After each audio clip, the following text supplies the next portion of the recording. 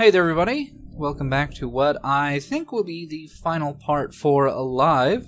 And before we get to the final stretch of the game, obviously there's been a whole lot of story and things going on, and I have tried my best to guess and summarize what's been going on over the course of the game via this mostly blind playthrough. But I do want to give a big shout out to YouTube commenter Jeremy Stallings for, filling in some of the gaps and, doing Google Translates that have cleared up a lot of what has been going on that I might have missed. Just as a bit of a refresher, I decided to go back through those comments, try to collect general thoughts, and I figured before we actually get started, might as well do a quick summary of just some of the information we have been given. So, the first thing is that in the area that we're in, which I think is called Sugawara, it's been locked off due to some terrorist activities from 17 years ago. There is a bit of a martial law police state enacted. There are basically 3 different organizations that control the entire area. There's the police, something called Police Center, which seems to be a more specialized secretive police force. Then there are the security forces, which handle question mark. They seem to be more of a secretive organization than either of the police organizations. Also, the Sugawara area is sectioned off into districts. There are 5 districts, each with alphabetical designation. And at the head of each one of these districts is a mayor or a head, basically someone running the area. So, District A is headed off by a guy named Sugita Hidataki.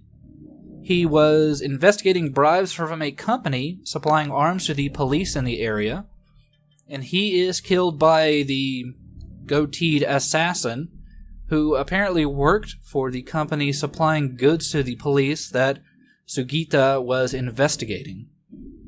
Also, from what we recall, that Sugita's murder and the murder of another woman, a spokesperson of sorts that he worked with in the hotel room, was pinned on Atsuko, and she's been kind of on the lam for the entire game, trying to figure out exactly, what's been going on behind the scenes.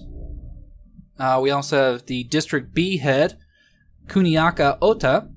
It seems was in charge of medical research and the safety monitoring system for all of Sugawara. So that's the drones and I guess the ID system that kind of keeps track of everybody that's locked down in the police state. He is found dead of a gunshot wound that is blamed on Akira, who is Atsuko's confidant, possible lover. But it's revealed that the actual killer is another assassin who worked as a banker where some money laundering was occurring that was kind of connected to Sugita, the District A head's, political campaign. There was also a note found near Ota's body that connects him and Sugita in a larger money laundering scheme, but it actually seems that Ota's killer, the banker, was the one who had been taking the money from the bank and funneling it to a unknown third party. Could be the security forces, could be the trading company that was supplying arms to the police that, sent the goateed assassin. Then we have the 3rd district, District C, which was headed by Sutku Chowo, which doesn't sound very Japanese, sounds almost Chinese. Yet again, found dead via gunshot wound, and the bullets and I guess the gun matched the, assassination of the District A and District B heads. And that's why the police still think that, it was either the work of Akira or Atsuka or, both of them working in tandem. Seems though that Chowo had some proclivities on the side, which was why I guess he was, even though he was found dead of a gunshot wound, he was found dead inside of a virtual brothel called Club Pink. It also seems that Chowo had previously had some health issues, but those health issues seemed to stop once he went to Club Pink. And it's also, we were able to find out, yet again, completely different assassin that killed, Chowo. And that assassin is revealed to have been the creator of Club Pink, and I guess a very adept doctor, though I don't know if they specify what she was a doctor of. Though I guess it does kind of make sense that, she was a fairly attractive woman. Maybe she was able to have Chowo drop his guard, and that's why she was able to shoot him with her harpoon gun in a virtual sex club. Then we have the 4th out of 5th district head, Dojima Daichi. Yet again, found full of bullets. This time he was found inside of a museum where Akira told Atsuko to meet him because I guess his inside confidant was there as well. But we found out that that inside confidant was yet another assassin sent in by this mysterious third party that's been knocking off each one of the district heads. We also find out that even though Akira is meeting up with Atsuko, someone that looked like Akira was picked up by the police, and that person that looked like Akira apparently was dabbling in cloning. Yeah, there's a whole cloning subplot that comes in later on in the game, and the police, via this man that looks like Akira, they're directed to Club Pink, where they find a whole bunch of just stored bodies, possibly the remnants of some cloning experiment. And as if that wasn't enough evidence, we also find out that the person, the assassin that, killed Daichi, the district D head, managed to have 5 duplicates of himself just roaming around as auxiliary butlers in this museum. And they killed Atsuko's mother and attempted to kill her, but, she managed to take them all down.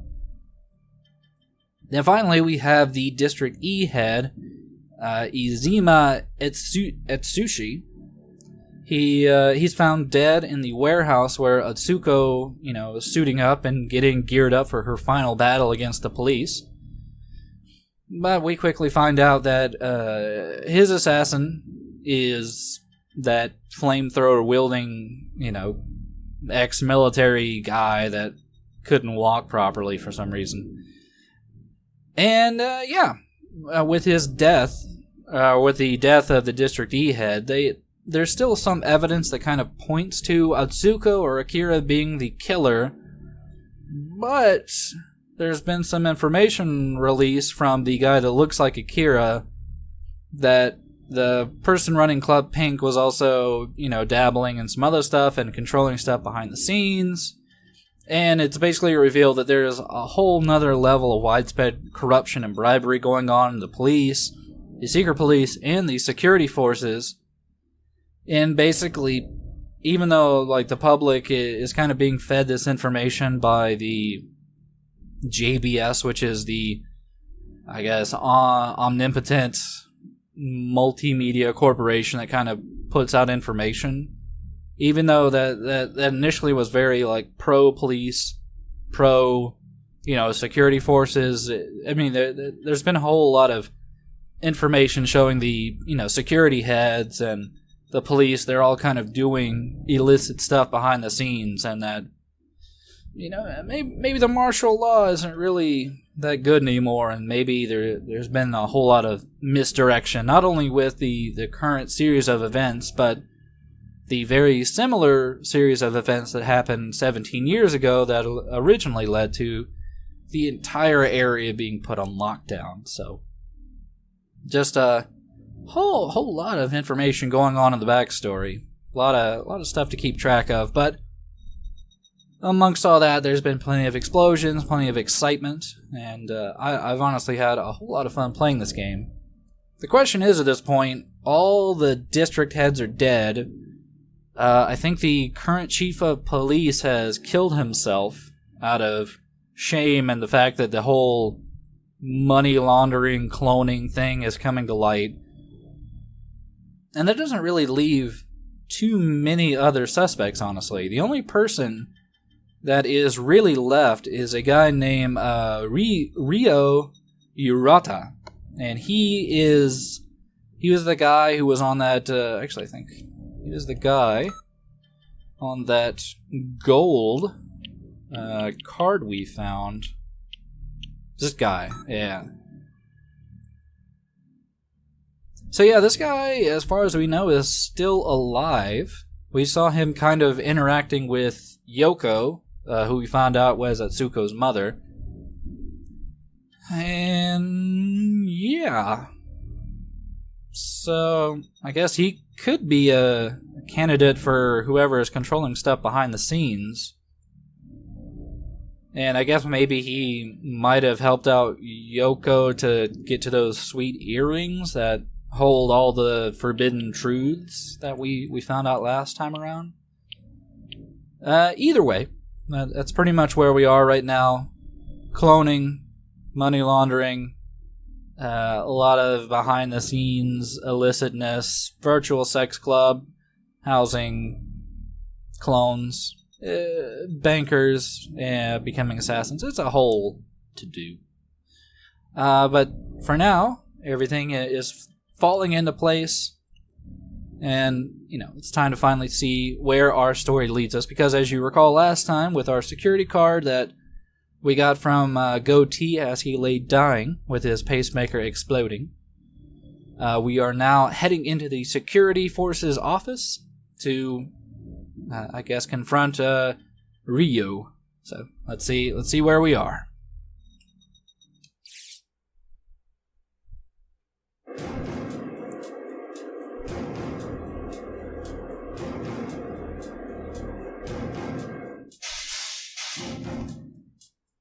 Now, I don't really dig the whole green screening thing that some FMV games kind of fall back to. I do appreciate that for most of this game, they kind of, used actual sets.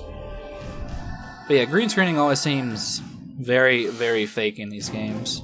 I mean, I can understand, sets like these do cost quite a bit of money, especially if you have constantly changing sets.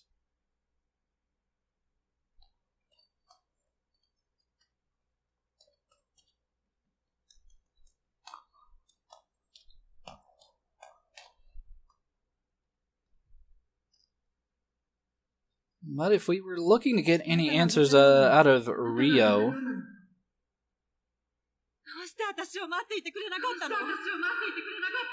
yeah, I don't think that was going to be the case.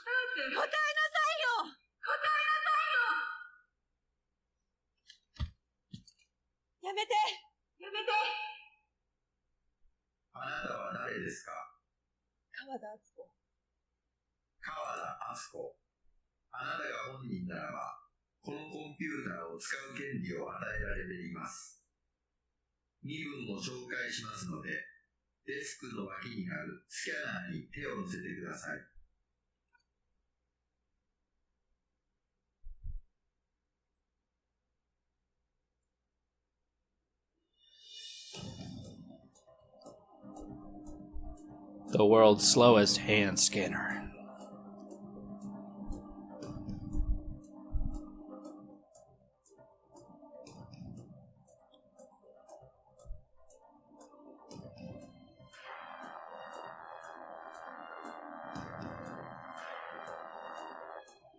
Alright, so over Atsuko's entire life, she was being tracked, and her last name being Urata means that she is the daughter of the dead man on the floor there.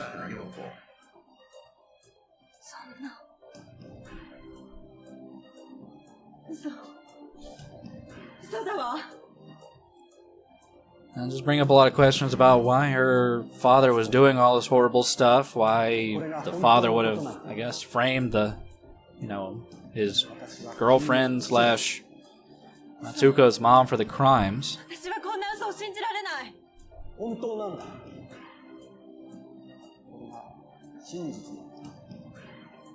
And the good thing is that Rio did leave behind a very informative hologram. どうしてお母さんを守ってくれなかったの？勇気がなかったから。勇気？君が持ってる個人データ、その MC に入れてくれないか。私を信じて。私はもう君に嘘はつきたくないから。Well, he's probably explaining that he killed himself out of shame for all the things that he had done. Maybe he thought there was some greater purpose deep down for the cloning and the secrecy.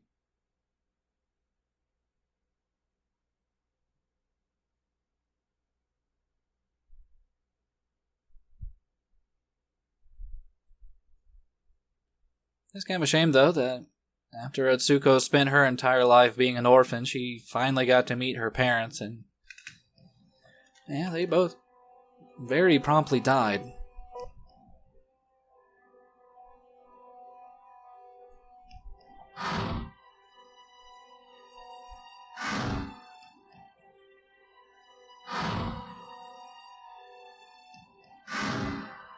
And yeah, as if we needed any further indication, all the assassins were clones. They were all duplicates of other people.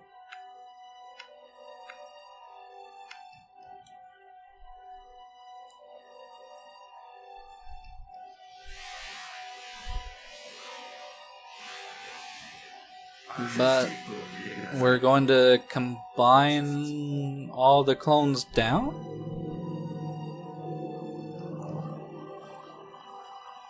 And the key to doing that is in those sweet earrings that everybody has been looking out for.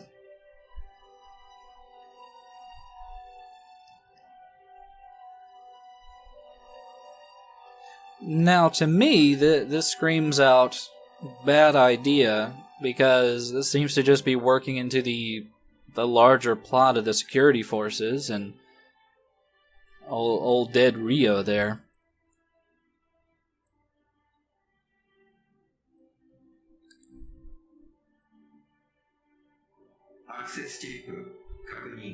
This is just basically opening the way for all the assassin clones that we've killed before to get combined down, but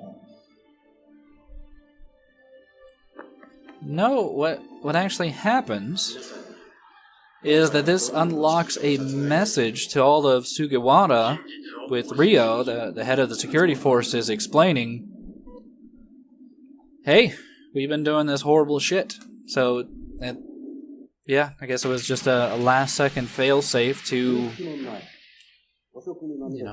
free Yoko, I guess posthumously, post-death, from her crimes.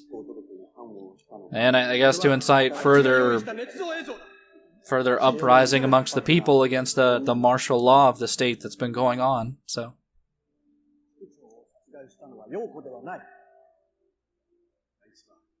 Also, apparently the cloning project was something that the original 5 heads of the districts were trying to do to clone themselves and, keep themselves in power forever.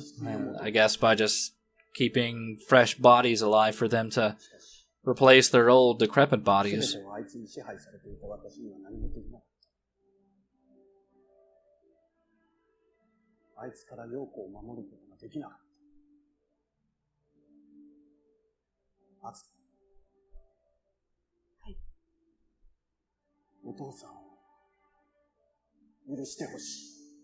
And Yonegashimasu means I'm sorry. So, the father, Rio here, feels super bad about all the murders. And I mean, it's good he's trying to make things right, though, probably did that a little bit sooner. Now, I will say that there are 2 different endings to the game. There is basically like a quote-unquote bad ending, and that would happen if you didn't figure out about the secret memory chip in the earrings the game would have already, finished at this point. But since we did figure that out, there's obviously going to be more of a resolution. The game kind of ends on a cliffhanger if you do get the bad ending. Also, his suit is just inexplicably oversized for his body. 父さん、私は何をすればいいの？陽子が守ったそのイヤリングがなければ、あいつは計画をレベル2にまで推し進めることができない。イヤリング？そう。お前は私と。That still kind of leaves up in the air about who the actual third party was. I mean, while Rio has been doing some illicit stuff, we have been seeing another room just full of TVs. And it seems like there's been somebody else pulling the strings behind the curtain, if you will.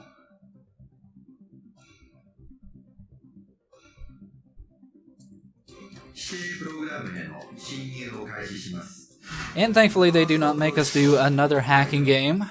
They just give us another very 90s vision of hacking. Perhaps if you've seen the hit Denzel Washington film Virtuosity, you might also recognize some of these sweet scenes of going down corridors and ending up in neon circuitry-filled floating spheres. It's all very of the times.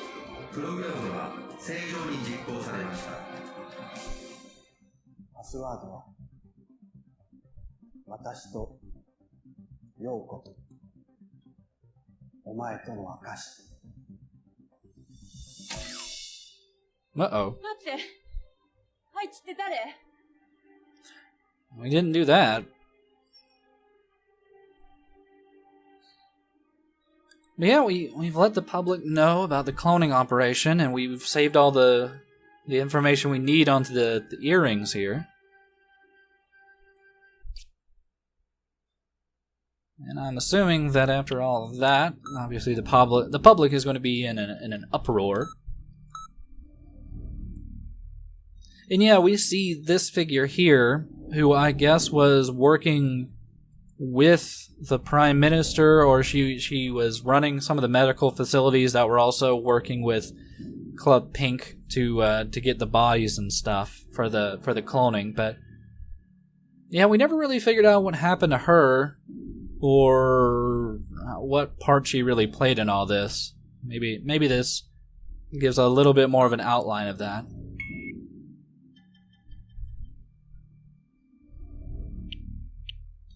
Yeah, I think that seems to be it.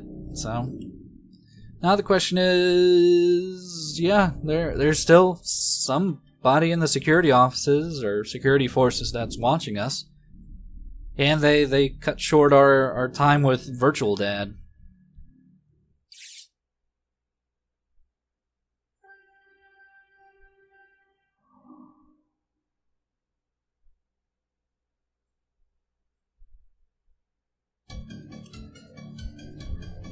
And as if losing our Virtual Dad wasn't bad enough.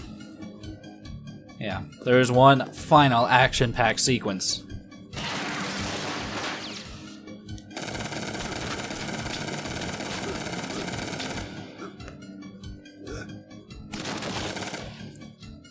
As we already kind of found out from before, the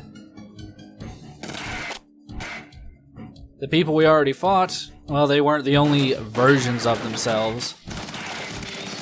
Instead, there's just a whole army of them waiting in the wings to open fire on us.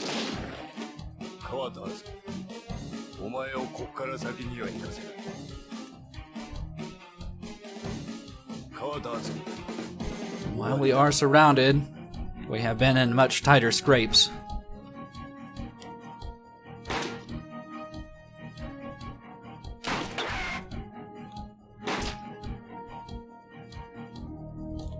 And at this point, I think we have a much larger grasp on how to deal with these guys.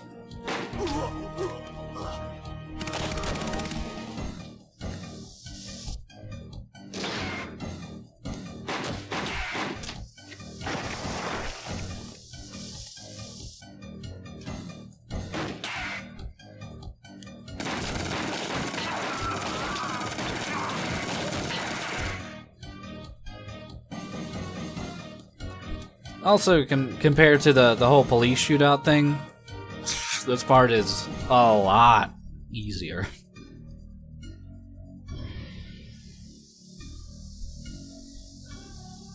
Uh-oh.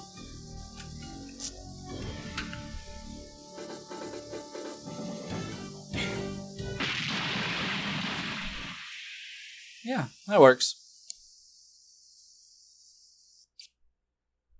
Very fulfilling, very self-indulgent, but it was a good use of all the actors and assassins that we fought over the course of the game.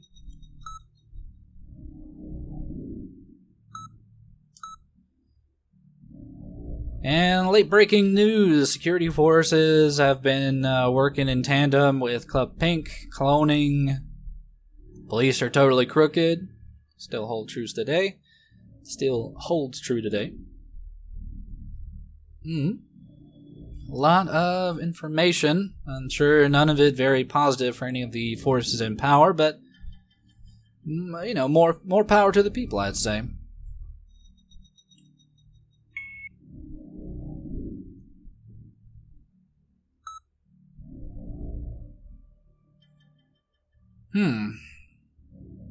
A weird message from someone named Zen.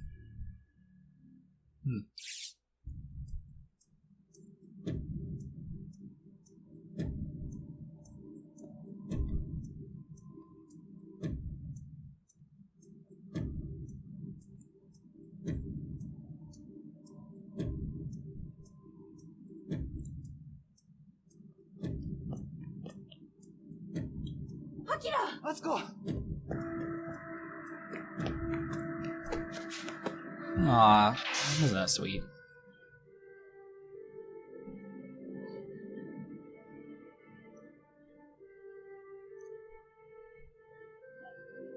So, even though it doesn't seem very reasonable to follow up on this mysterious message from a figure known as Zen, yeah, don't really have a choice, and we need to wrap things up in a hail of bullets, I assume.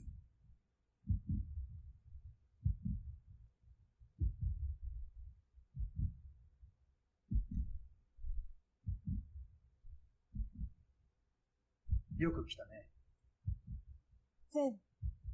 So da. Oh man. Hey. Not only does the set look familiar, I think that's the young boy that directed us to the muscle car and tried to rob us in the Radio Shack. なぜ私を殺す？私の幸せを奪ったから。君の幸せ？君の幸せって何だ？私の父と母。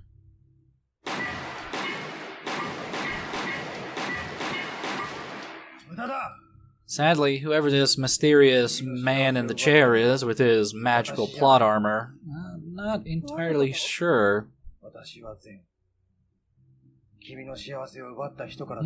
not sure if his face is familiar or anything we've seen in any of the previous news articles we've gotten or anything like that.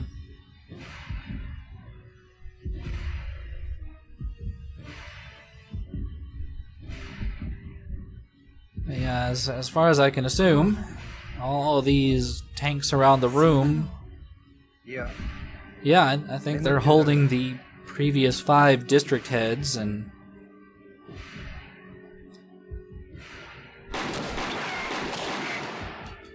Yeah, I'm assuming that final chamber up there is the actual storehouse of... the actual person that is, you know, supposed to be the clone of the person sitting in the chair. Basically, from some of the earlier news articles we got, the very early attempts at the clones were mostly a success, but they would have like degenerative issues, nerve damage problems, like they couldn't feel pain, which is not really that great of a thing. It's kind of a detriment. But yeah, as the cloning went further and further along, the clones got better and better. But obviously, you couldn't do it really, you know, that public, because it was kind of outlawed. So I'm assuming that the reason that this guy is, well, he's not just in a chair, he's wheelchair bound, is that he was probably one of the earlier clones that have kind of, the same degenerative issues, and I think this young boy is another version of his clone. Or, a later, more not as broken version.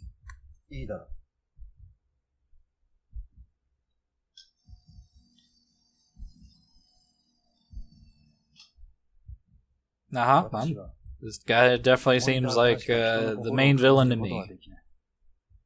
あなたの求めてる平和はどんなものなの？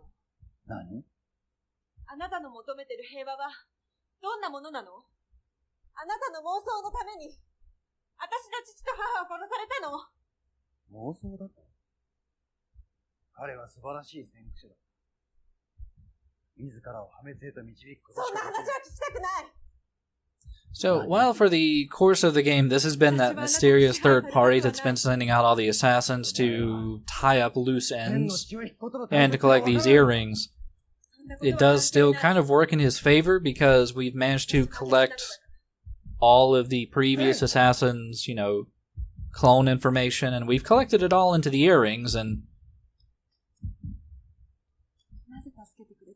while Atsuko does hope to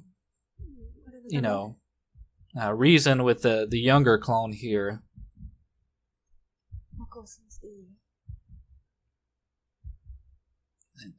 It's doubtful that that's actually going to work out very well. I think a part of her is just hoping that the compassion of human nature might factor in, but at a baser level, these are just man-made copies that are, manipulated and changed and controlled. Even, though we learned from the goatee man that sometimes they can grow and get better. It's just, I don't know, at such a young age, it's the kid's more or less been indoctrinated by David Byrne here, lead singer of the Talking Heads.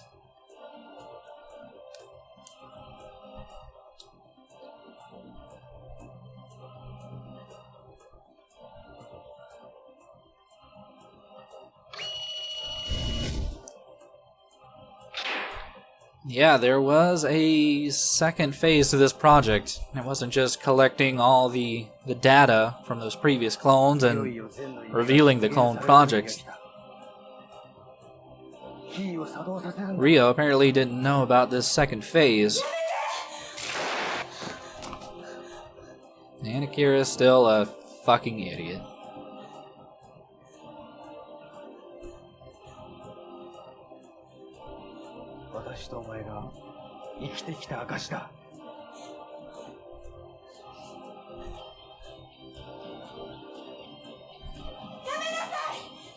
And what is Phase 2, you might be asking? Well, as with any master plan, it's world domination. That's right, I guess they are planning on spreading their clones worldwide and, maybe indoctrinating themselves and putting themselves in places of power throughout the world. And oh man, deadly knockout gas in the Plexar tube.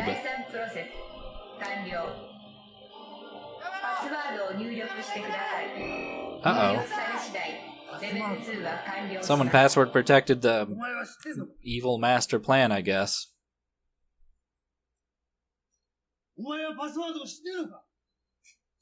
Seems our antagonist doesn't know that there's a password.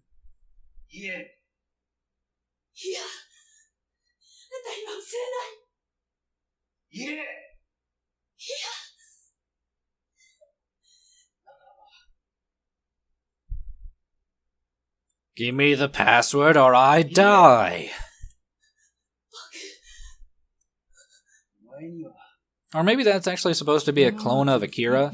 Either way, the password is a blood type. I think it's our blood type. Because I think this was actually Rio's last ditch effort to protect us or be a father figure. It's hard to say. それでいい。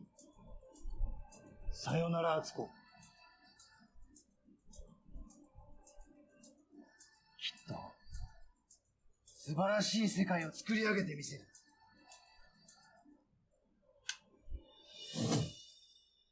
お父さん。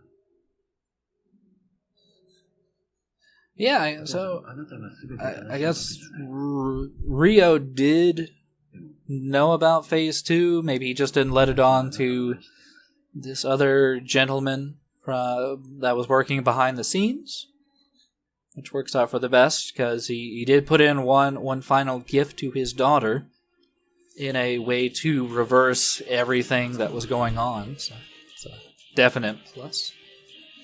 So yeah, the world isn't going to be populated by clones of bureaucrats or horrible assassins. Instead, yeah, there's a new program starting. And it's the reboot of MacGyver.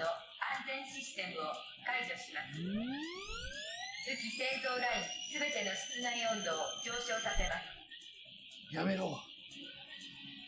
やめるんだ。 Yeah, dear old dad decided to play one final trick on the clones behind the scenes. And he's made it so that the master copies here are going to have all their temperatures redirected, or the temperature's going to be redirected to the core of the building, and there's going to be a dramatic explosion, and things are going to go to fucking shit.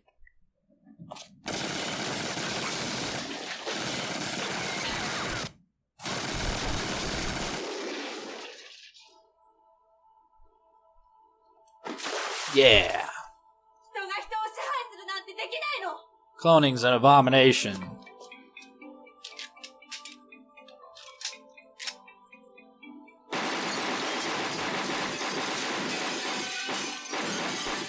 So I quite enjoyed this stunt double in the wheelchair there. It looked very realistic.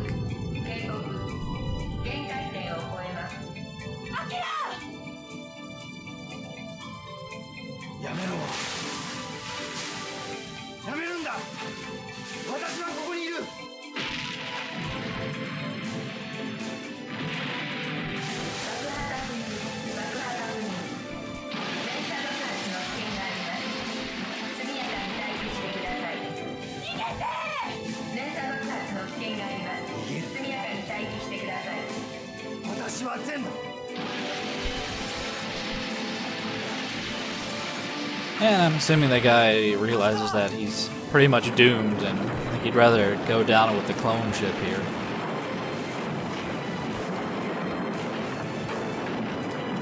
Still, I mean, I can appreciate the fact this game goes out with a massive bang and decides to spend its entire budget and a lot of kooky explosions and sci-fi props from a Doctor Who show in the late 80s.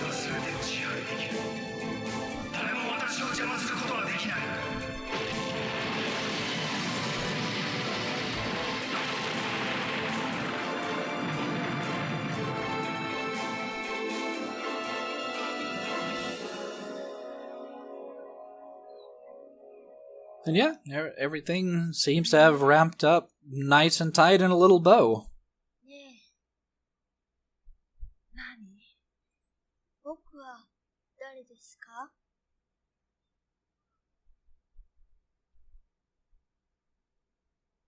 あなたは、レイ。レイ？そう。それがあなたの名前。レイ。